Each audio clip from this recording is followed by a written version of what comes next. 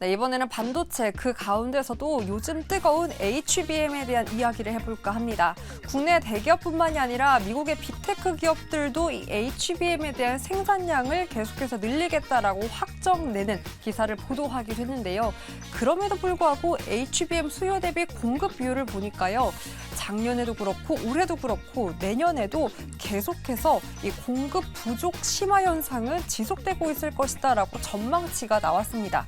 왜 그런지 이유를 보니까요. 이 바로 수요가 증가하고 있기 때문이고 이 수요가 증가하는 만큼 공급이 따라가고 있지를 못하기 때문인데 그럼에도 불구하고 공급량은 계속해서 늘리겠다라고 기업들은 선전 보고가 나오고 있죠. 얼만큼 생산량을 늘리겠다라고 밝혔는지도 한번 체크를 해보도록 하겠습니다.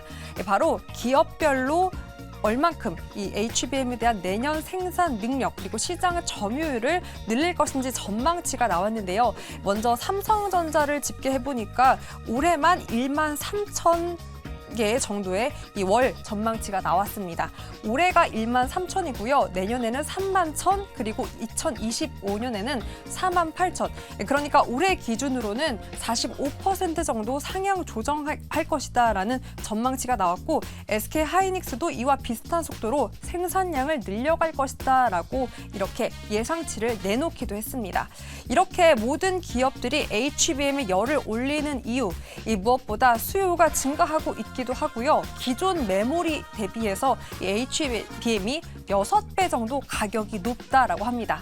그러니까 이익을 극대화하기 위해서 이런 움직임을 보이고 있다라고 하는 건데 이렇기 때문에 업계에서는 이런 시장의 HBM 열기로 인해서 메모리 업체들의 체질 개선이 필요하다라는 목소리가 높아지고 있습니다. 그렇다면 메모리 업체들의 체질 개선, 네포트의 체질 개선도 필요하지 않을까요? 교수님들 대응책 좀 알려주세요. 네. HBM이 빵이라면 밤새 굽고 싶네. 요 발언을 여러분들 기억하실런지 모르겠습니다. 이제 전 국토부 장관이었던 김현미 전 장관이 아파트가 빵이라면 밤새 구워서라도 이제 뭐 내놓고 싶다 뭐 이런 얘기를 했던 기억이 나는데 HBM을 밤새 굽고 싶을 정도로 이거 수요가 그렇게 폭발적으로 느는 겁니까? 네, 일단 그러면 발주처한테 물어보면 되잖아요. 그 엔비디아 같은 업체들이 이제 발주처입니다. 네. HBM. 이렇게 해서 엔비디아에서는 지금 올해 1,200만 개 정도 수준의 엔비디아 HBM 수요량을 밝혔습니다. 이거는 또 내년에는 2,400만 개 이렇게 밝혔으니까 2배 가까이 늘어나는 거죠. 그러니까 이렇게 엔비디아가 벌써 이제 발주를 이만큼 늘리겠다고 했으니까 네. 당연히 그러면 이제 여기에 그 수요를 맞춰줘야 하는 그런 공급 업체들이 이제 열심히 이제 빵을 구워야 되겠죠. 네. 여기에 대해서 이제 엔비디아의 경쟁사들도 또 나서고 있습니다. 구글, 아마존 웹 서비스 그러니까 AWS죠. 또 여기에 더해서 메타 이런 쪽에서 우리도 HBM을 쓸 거다 이렇게 이야기를 계속 하고 있으니까 네. 그러면 이제 공급처가 이제 여러 공급처는 제한돼 있고 수요처는 늘어나니까 이쪽이 이렇게 지금 수요 공급에서 좀 균열이 생기는 겁니다. 네. 삼성전자 SK하이닉스 입장에서는 요 HBM의 수요가 증가한다라는 것을 봤을 때 굉장히 좋은 뉴스인데 이게 증설을 우리가 하는 게 바로 가능한지 증설을 하면 확실한 정말 수요가 있는 건지는 어떻게 알 수 있죠? 예, 이제 아까 좀 전에 말씀드린 엔비디아가 수요 주는 게 핵심이니까 네. 사실은 아주 그 보수적으로 보는 사람들은 엔비디아가 실적이 발표될 때까지 기다릴 수 있겠죠. 근데 다음 달 11월 21일이거든요. 네. 조금 또 눈치 빠른 사람들은 한 일주일 정도 전에 왜요? 일주일 전에 뭐가 나옵니까? 엔비디아가 큰 회사니까 네. 애널리스트들이 막 분석을 해서 업데이트를 할 거예요. 그쵸. 그걸 보고 믿으면 되는데 그 11월 중순이에요. 그럼 11월 중순까지 기다려보자 이렇게 있고 좀 더 영특한 사람들은 지금 가능해요? 아니 엔비디아가 수요가 네. 있으려면은 이제 10월까지 실적을 이제 11월에 발표해야 되는 건데 전망이 중요하잖아요. 네. 전망에 대해서는 엔비디아한테 오더를 누가 줍니까? 마이크로소프트하고 네. 애마존이라든지 그 알파벳 얘네들이 주문을 준단 그쵸. 말이에요. 그러니까 얼마 전에 지난주에 실적 걔네들 쭉 발표했잖아요. 했죠. 커먼트 했잖아요. 그걸 보면 알 수 있죠. 그럼 한다고 막 했잖아요. 네. 더 확대하겠다고 했고. 그러면 믿으면 되지. 근데 이제 거기서 못 믿는 거 하나는 뭐냐면 애마존하고 저기 마이크로소프트가 오더를 준다는데 그걸 생산을 하려면은 우리 저기 엔비디아가 생산하는 게 아니고 누가 생산하죠?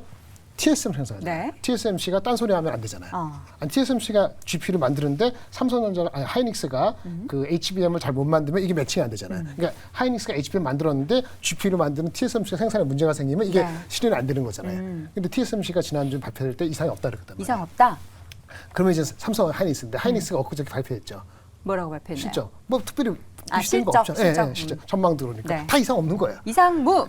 뭐 엔비디아가 왜 주가 빠졌느냐, 400불까지 콩글하느냐. 이거는 그게 딴 게 이슈가 아니고 미국이 중국에 공급하는 제재하는 그 낮은 급의 제품도 못 팔게 한다. 저사양도. 예, 그래서 얼마 전에 말씀 인텔도 해보려고 했다가 가우디 2가 하려고 했다가 잘 팔린다 그러니까 그것도 하지 마. 지금 그런 거 아니에요. 그러니까 이제 얘네들의 앞날이 헷갈리니까 주가가 빠진 거예요. 그래서 우리 입장에서는 핵심은 이거죠. 그러면 이 중국의 제재 같은 것이 이게 맞고 마고서 우리도 영향을 받느냐 이거란 말이에요. 네. 그거는 얘기를 들어봐야 돼. 그걸 극복하기 위해서 중국향 말고 다른 쪽에 나가는 게 엄청 많아서 지금 아까 커버가 말씀하신 되는지. 내년에 뭐 두 배 반단되는데 그게 맞는 것인지 그걸 확인하고 싶은 마음이 있는데 주가는 미리 간 측면이 있죠. 뭐가 미리 갔을까요? 한국도 올라갔고 장비도 올라갔고 하니까 일단 주가를 맞고 보는 거죠. 그래서 제가 봤을 때는 그러니까 지금 사고 싶은 거에 한 30, 40%는 지금 사도 괜찮고 그다음에 11월 중순 이후에는 그거 실적 보면서 발표하고. 그거 보면서 확인하고 들어가는 거 30% 남겨놓고 나머지 30%는 네. 매크로가 좋아지는 걸 확인하고 들어가는 게 이게 가장 보수적인 거죠. 그러면 젠슨왕이 11월 21일에 실적 발표할 때 우리 앞으로 너무 바빠요. 더 만들어야 돼요. 하면 이제 그때 그때 하면 좀 늦으니까 한 일주일 전에 애널리스트들이 열심히 하는 애들 있을 거예요. 아니, 뭐. 닉 티라우스인가 이렇게 네. 하듯이 닉 티미라우스? 닉 티미라우스 하듯이 반도체도 네네. 엔비디아를 잘 분석하는 사람들이 아. 일주일 전이니까 11월 15일 날 할 거란 말이에요. 아 근데 우리는 걱정할 거 없죠. 김장현 본부장님 그 전주에 나오셔서 저도 모르죠. 힌트 주실 거니까. 하여튼 예. 그 11월 중순이 매우 중요한 거예요. 그래서 뭐 APEC 미팅도 있고 모두 있고 뭐 네. 셧다운도 있지만 반도체적으로는 엔비디아에 대한 업데이트가 일어나는 11월 중순경을 네. 많이 잘 지켜봐야 된다 이렇게 말씀드리겠죠. 근데 이제 우리가 사실 반도체가 어디에 얼마나 들어가는지 여러분 알고 계시나요? 물론 뭐 뜯어보면은 보일 수도 있겠지만 그 AI 반도체 같은 경우에는 우리가 실물이 어떻게 생겼는지도 이렇게 떠올리기가 사실 쉽지가 않거든요. 경기가 어려우면 반도체도 당연히 그 수요량이 줄어드는데 이게 과연 앞으로 잘 팔릴까에 대해서 생각했을 때는 어디에 쓰이는지 우리가 구체적으로 알아야 될 텐데 경기 어떻게 좀 연동된 분야에 많이 쓰이게 될까요? 네, AI용 반도체는 이제 HBM 정도라고 네. 생각을 하시면 될 것 같고 이제 AI 반도체에 대해서 여쭤보셨는데 뭐 스마트 기기라든지 인터넷 뭐 요즘에 시장에서 다시 한번 변동성을 보이고 있는 뭐 의료 AI 기기 쪽으로도 지금 많이 수요가 나오고 있는 것으로 알고 있습니다. 그런데 이게 사실상 방금 전에 말씀하셨던 것처럼 우리가 이제 체감하기는 좀 어려워요. 체감하기는 좀 어려운 상황이기 때문에 이게 무언가 싶을 텐데 네. 이 HBM AI 반도체 같은 경우는 향후의 성장성에 대해서 올해 연초에 우리가 조사했었고 연구했었던 것보다 시간이 지나면 지날수록 그 성장률이 계속해서 높아지고 있는 상황입니다. 그러니까 연초에는 이 AI 반도체가 한 20% 정도 성장할 거야라고 했다면 지금은 80%, 100%가 나오고 있다라는 거죠.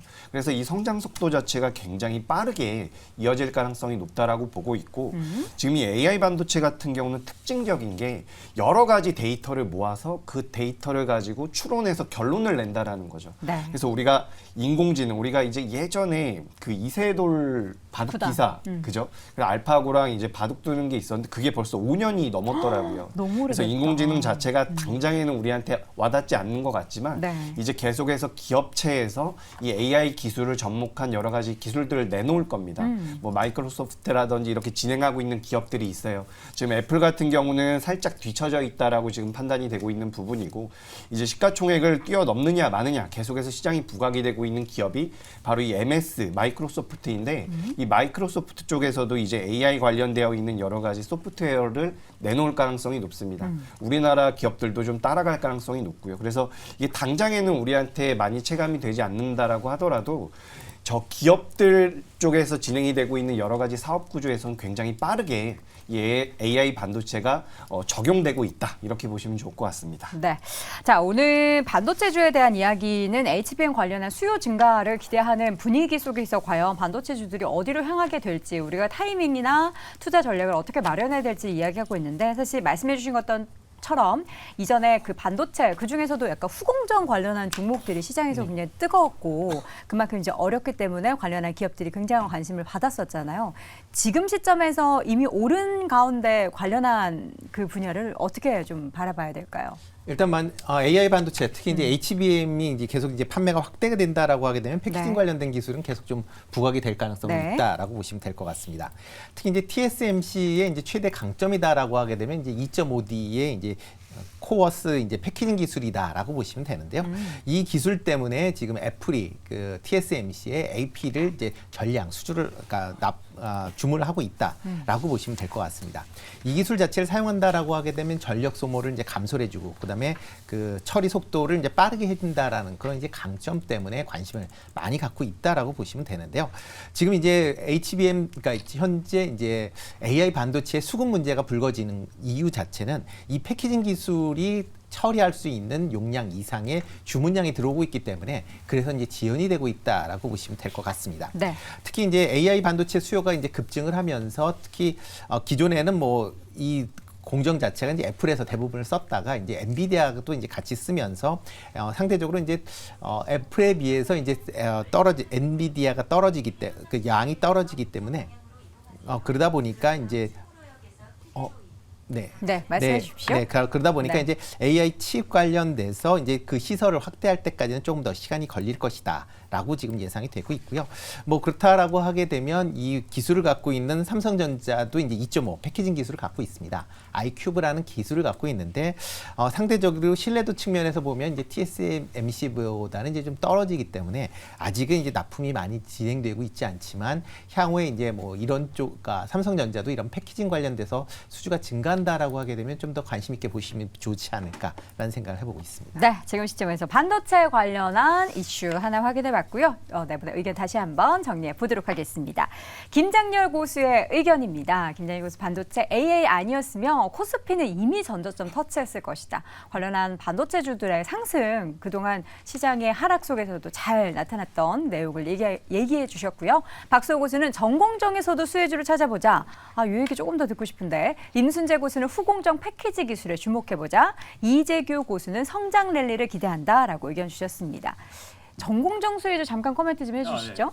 전공정은 이제 후공정을 원래 이제 후공정이라는 것 자체가 패키징의 적층을 하는 거잖아요. 네. 그러면 적층을 하기 전에 전공정에서 얼마나 미세하게 잘 이렇게 세팅을 해놓느냐 이 기술이거든요. 이게 이제 뭐 커팅 기술이라든지 이런 거 부분들이 많이 있는데 저는 전공정에서 지금 이제 그 다른 증권사 리포트에 보면 HBM 관련해서 처음에 커팅을 잘하고 이런 부분들까지 잘 세팅하는 회사들 중에서 주성 엔지니어링 지금 굉장히 계속해서 지금 그 수주 잔고 계속해서 쌓이고 있거든요. 네. 이 주성 엔지니어링 한번 다시 보셨으면 좋겠고요. 네. 여기에 대해서 BCNC 같이 보시면 될 것 같습니다. 네, 알겠습니다. 반도체 얘기 함께 나눠봤습니다. 오늘장 탑5 이번에는 2위 주제 확인해 보시죠.